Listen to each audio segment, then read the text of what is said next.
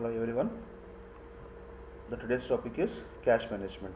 In the previous session also we'll discuss about some of the topics of cash management, that is what is cash and what is cash management, and what are the motives of cash management, and we also discussed about the what are the techniques for cash management, that is speedy cash collection techniques and slowing disbursement techniques, and let us see some of the objectives of cash management. Coming to the objectives of cash management, we have various objectives of cash management. The first one is fulfill working capital requirement. It says that every organization needs to maintain some amount of cash for its daily routine expenses, which will fulfill its daily activities, that is our working capital requirement. It is the one of the objective. The next objective is planning for capital expenditure, that is every organization has to plan for the capital expenditure and has to determine what is the ratio of debt and equity to go for the further financing. That is, it has to know what is the ratio of debt position of the company and what is the ratio of equity position of the company, and it has to plan for further getting of funds. Next, coming to handling of unorganized cost, that is if there is any sudden expenses, unorganized, sudden, unexpected, uh, unexpected cost like breakdown of machinery or some problem in the organization, or the prices of raw material has been increased. In such cases, we need our cash. Okay. Next, coming to initiatives, initiates investments. That is the cash management, the idle cash. It says that idle cash is nothing but the cash which is not used for production and which is not used for our investment. That is just it is idle, simple in the organization. It is not used for production and it is not used for our investment. So we have to reduce this idle cost and we have to initiate our investment. We have to invest more money in the businesses. Okay. Proper utilization of funds. It says that we have to balance between the cash in hand and investments. It says that if we have cash in hand, that is if we have additional cashes. See, for example, I'll tell you a simple example, try to understand. For coming to college, you require 100 rupees per day. If you bring 100 rupees or 110 rupees, it is okay, it is sufficient. If you bring 1000 rupees per day to the college, what happened? You are utilizing only 100 rupees and 900 rupees is just idle. If this 900 rupees you have invested in any other businesses, or if you invest in bank or in any other businesses, so you get the profit, you get the interest, that we call it as idle cash. It says that we have to balance between the cash in hand and our investment. That is, we should not maintain excess of cash, surplus of cash with the businesses. Okay. Next, coming to avoiding insolvency. What is insolvency? Insolvency is nothing but because of lack of cash. Insolvency is nothing but lack of cash. If you maintain sufficient amount of cash, optimum amount of cash, it will avoid, reduces the insolvency. That is, lack of cash will be reduced. Okay. Next, coming to functions of cash management, that is investment of idle cash, controlling cash flows, planning of cash, measuring of cash flows, optimum cash levels. That is, it says that it is also like something like our objectives. Says that the company needs to look for various short term activities which should, the company should not maintain idle cash. That is, the company should not maintain surplus cash. It has to invest some in any other investment avenue. See, as just now we have gone for example, if you have 100 rupees, it is sufficient. The 900 rupees which you brought extra to the college, that is simply waste, is it not? So we have to maintain the optimum amount of cash. Next, coming to controlling the cash flows, that is restricting the cash outflows and accelerating the cash inflows. That is, cash outflows has to be reduced, cash outflows has to be reduced, and cash inflows, that which we get, has to be encouraged, has to be accelerated, has to be increased. That is, we have to reduce the cash outflows and we have to increase the cash inflows. Next, planning for cash management. That is, cash management is nothing but we have to make the decisions how much of cash has to be in our hand and how much of cash has to be for our investment. That is called as planning for cash. Okay, next one, managing cash flows. That is, we have to manage the cash flows by through proper cost cutting and generate the profit. We have to reduce the cost in case of production, sales and all that is, we have to reduce the cost and we have to increase the profits, and we will invest in the any other investment avenue. Next one is optimum cash level. Optimum cash level is nothing but it says that the business should not maintain surplus of cash and the business should not maintain deficient cash. We have to maintain optimum cash. Just like our example, if you require 100 rupees per day to come to the college, you have to maintain 100 rupees only. If you should not maintain the 500 rupees, or you should not maintain 50 rupees. If you maintain 50 rupees, what happen? Your daily expenses will not meet, will not sufficient. If you maintain 500 rupees, what happen? The remaining 400 is just simply waste. It is an ideal cash. So in the same way, business should also maintain optimum cash level. It should not maintain less cash, that is deficient cash it should not maintain, and it should not maintain the surplus cash, that is excess cash also should not maintain. Okay, next, coming to cash management models. That is, we have two cash management models. What is this cash management models? Is nothing but it is a practical approach which says that the requirement of cash by the organization to meet your daily expenses. That is, how much of cash should a business should maintain for our daily expenses can be known through our cash management model. It is very simple that how much of cash the business has to maintain to meet its daily expenses or its working capital. We can say that the cash management model. For this purpose, some models are designed. They are Baumel's EOQ's model and Miller OR model. Okay, let us see the first model, that is Baumel's EOQ model. What is this Baumel's EOQ model? Is nothing but it says that the optimum cash balance in a year to meet the business expenses on one hand and grab the profitable opportunities on the other hand. It says that this model says that we have to maintain optimum cash in our hand. That is the sufficient cash. The optimum, we have to maintain the optimum cash, sufficient cash to meet our business expenses, On other hand, we have to do, we have to utilize the opportunities, profitable investment opportunities on the other hand. For example, if you are getting 50,000 rupees of salary, what you will do? You will not go for expenditure of all 50,000. What you will do? You will maintain sufficient cash for your daily family expenses, and the remaining money you will invest in the bank, or you invest in our in any bank or gold or real estate, or like equity shares or whatever it may be. In the same way, business also should maintain an optimum cash for its daily expenses, and with the remaining money it has to utilize for its business investment opportunities.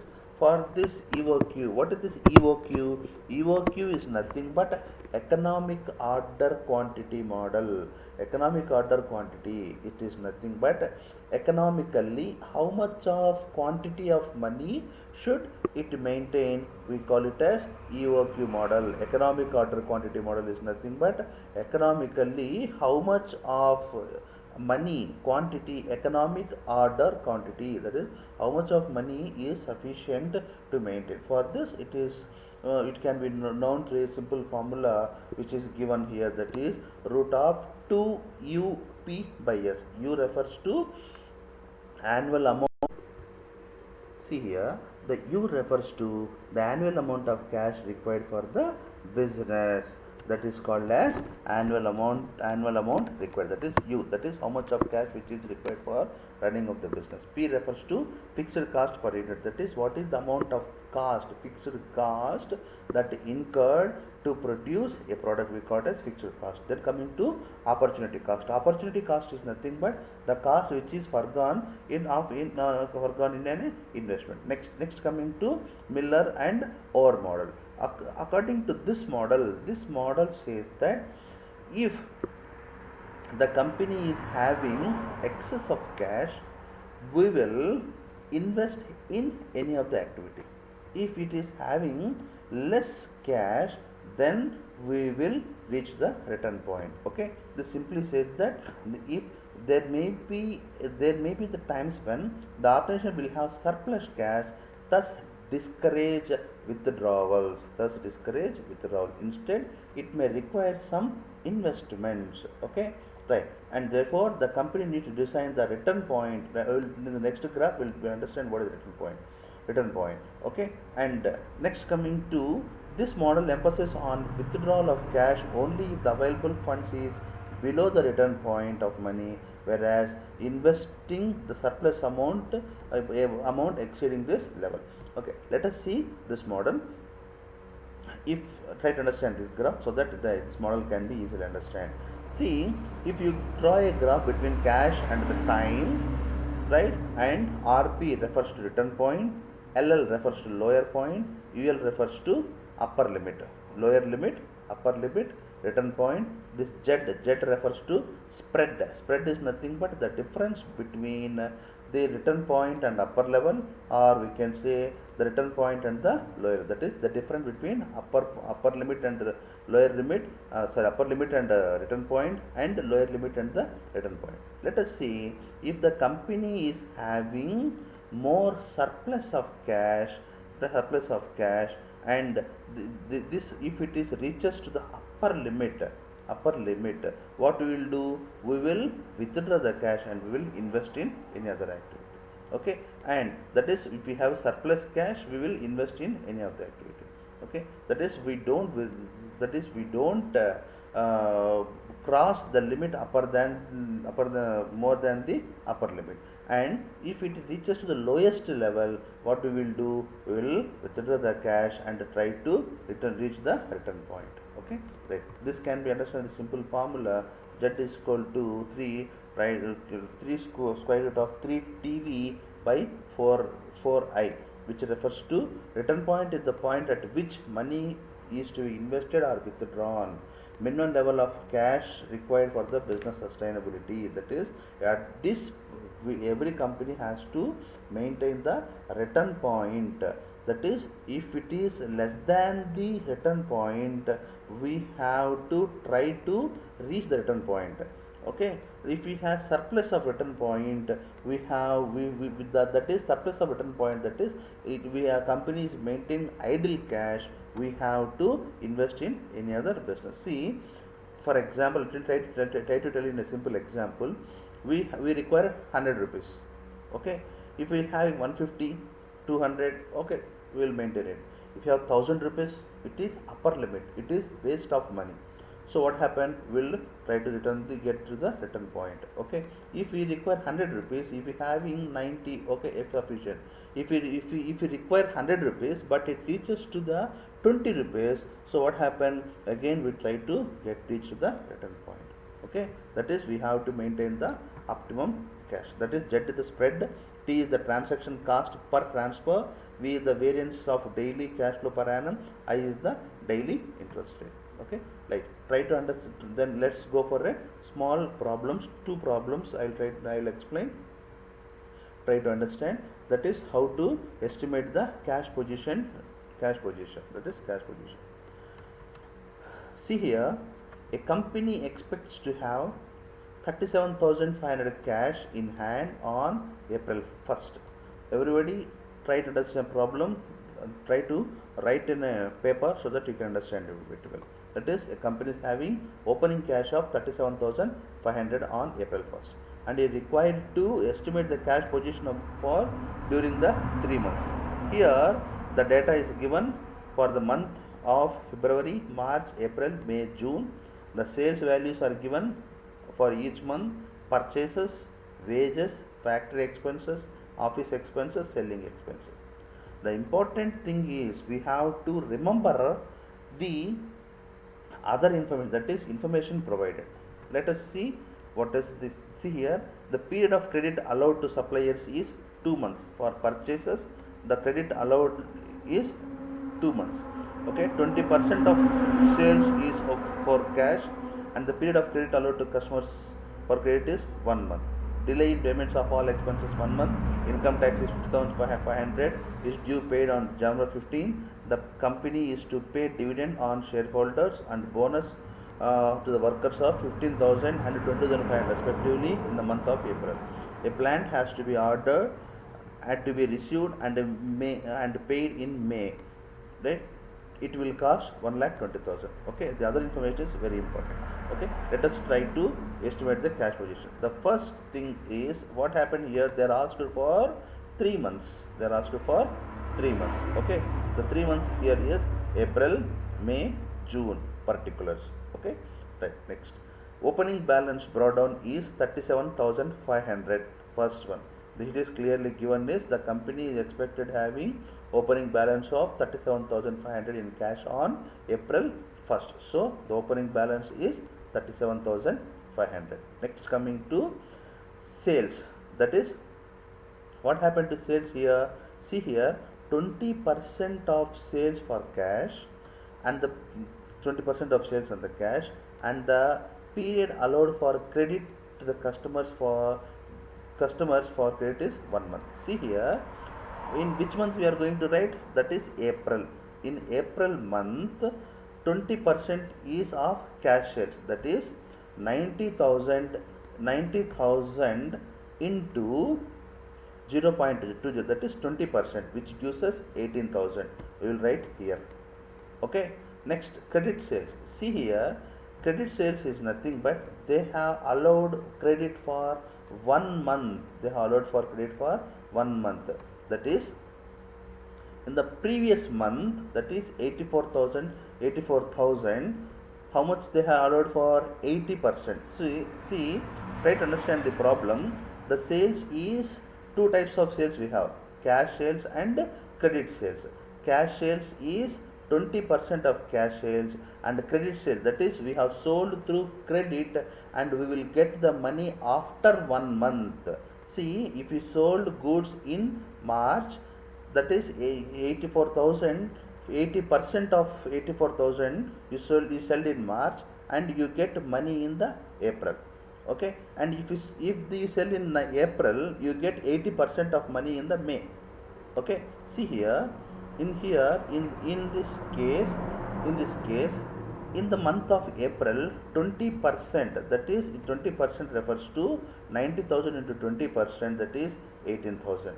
And the sales, that is in the April we are writing previous month sales of 80%, that is 84,000 into 0.80, we get 67,200. Okay, we will write here. Okay, see here. Okay, here 84,000, that is 84,000 is previous month sales. Okay, next one is, okay, these are our cash inflows. These two are our cash inflows.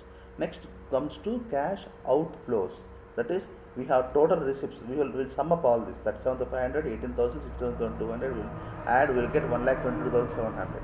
Next, coming to cash outflows, that is our expenses. That is payments, purchases. Nothing is given in the case of purchases. That is we have to write direct. We have to see here. Coming to purchases, what here? Credit period of credit allowed to suppliers 2 months. That is, if you buy in February, you have to pay in April. If you buy in April, you have to pay after 2 months, that is on June. If you buy in March, you have to pay in May, that is they are allowed us 2 months of credit period. So in case of purchases, you have to write in the April month, you sold the goods, in February, and you get the money in April. Okay, so what you write, 45,000 you sold the goods in February. After 2 months, you get the money, so you write 45,000. Next, coming to wages, factory expenses, office expenses, and selling expenses. See here, that is they are directly given. See, wages 10,500, factory expenses, office expenses, selling expenses. They are there is no additional information is given, so we will write directly here 10,500, 8,500, 6,000, 4,500. We will write directly. Income tax. When we have to pay income tax, we have to pay income tax of 50,500 due on June 15th. So we will write income tax in June. Okay, that is we will write income tax on June 57,500. Next, dividend to shareholders. So what happened here? It is clearly mentioned that dividend and bonus is given to the shareholders and workers on month of April. So we will write in the month of April, that is dividend is 15,000, bonus to workers is 20,500. That is, it is clearly mentioned that dividend bonus has to be given in the month of April. We will write here. Next, plant cost. It is not in the April. See, the plant cost, it is clearly mentioned that a plant has been ordered and to be received and paid in the May. We will purchase the plant and we will have to pay in the month of May, that is 1,20,000. So we will write in the month of May, that is plant cost 1,20,000. Okay, so total payments, we will add all these things: 45,000, 10,500, 8,200, 56,000, 4,500, and 15,000 and 20,500. We will add up this, we will get 1,11,750. What we will do? We will subtract, that is balance brought down, that is A minus B, that is all the expenses, all the incomes, cash incomes, that is receipts minus payments. We will get 10,950. Then there is no bank overdraft. We have sufficient surplus of money. This we have in this month of April. We have surplus of money. The surplus of money we will transfer to the next month, May. That is May. We will transfer this 10,950 into next month. Okay. Then coming to sales. See here, as what we did in the same case of April, we have to do in the May also. That is, in the May also we have in the May. What is the amount in the May sales? See here, 60,000. That is 60,000. May. Is it 60,000? April, May. Okay, no, it's not 60,000. It's 1,20,000. In the month of May, the sales is 1,20,000. Right? That is 20%. 1,20,000 is 20%. We will get 24,000. We will write 24,000 here. Okay. Next, 72,000. How do we get the 72,000?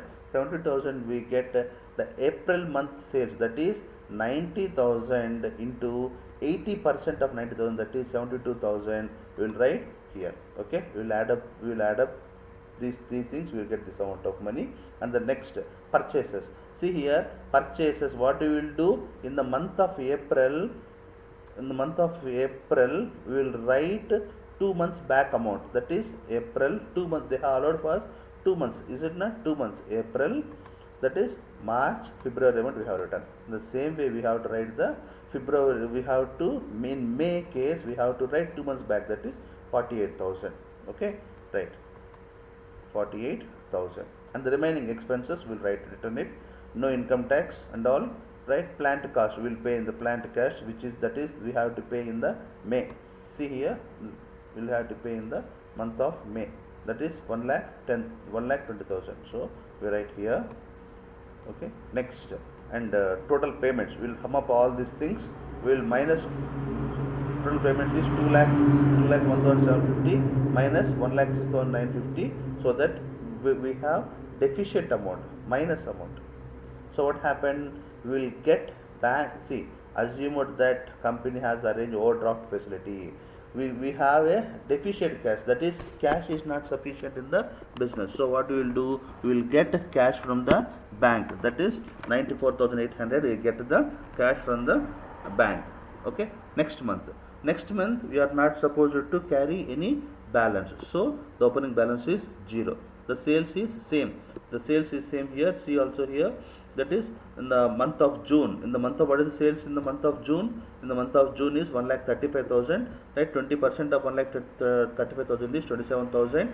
And the next month, that is the previous month, that is, see here, okay, see, we will write 80%. Okay, try to understand this one.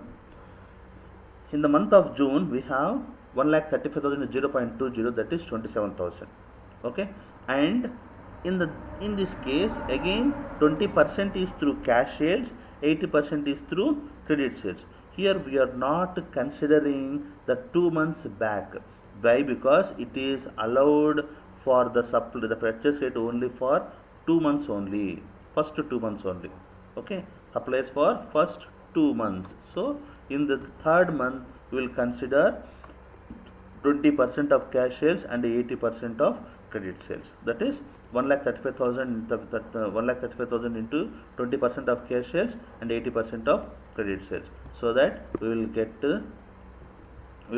this amounts. Okay, these are also the same purchases 52,500. See here, when it is purchases, right, in the May 2 months back, that is 52,500. We'll write here. Okay, right. Next, the remaining also same. Okay, payments minus liability, payments minus receipts, we will get this amount. Okay, and this month also we get the deficient cash, so we go for bank overdraft facility, that is we will get from the bank. Okay, next, in the same way we have one more problem. Try to understand this one also. Here also we have given the sales, purchases, wages, expenses. Here the company is expected to have opening balance of 2,50,000. So what we will do? We will do opening balance 2,50,000 and estimation of cash receipts. Cash receipts, here it is clearly mentioned that the cash receipts, that is cash in hand. Okay, right. The cash in hand is 2,50,000 and the period of credit allowed by the suppliers is 2 months. 25% of sales is in the cash and the credit allowed to customers is for 1 month. In the previous problem, there is 20% is allowed. The previous problem 20% is allowed and 80% for 2 months. But in this problem here we have 25% is allowed and 25% is through cash sales and 75% is through credit sales, that is for credit allowed to the customers is 1 month. Okay, delay in payment of wages and expenses 1 month. Income tax of 2,50,000 is paid in the month of June. So here we go for the solution. See here, opening balance is 2,50,000 cash. The cash sales is 9 lakhs into 25%, that is 25 by 100, we get 2,30,000. And in the April month we will consider 1 month back, that is 1 month back, right? April 1 month back, that is 80,000. Okay, here we will see 80,000 into 75 by 100, we will get amount is total capital. And then coming to purchases is 40,000. See here, what is given? They have given 2 months of period. See here, okay, the period allowed to supply, the period allowed by the suppliers is 2 months. So we will consider for purchases in the April, we will consider the February month purchases.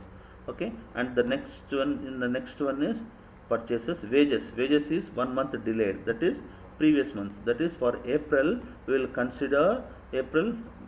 For the April we will consider the March 1, and for March 1, that is 80,000 and 7,000. Okay, and then the remaining also the same. Okay, income tax is paid only in the month of June. We will add up all these things, then we will get about this amount of money. Okay, that is add up all these things, payments minus receipts, we will get this amount of money. This amount of money is transferred to here, and here also the same. Try to understand the cash sales, the sales here.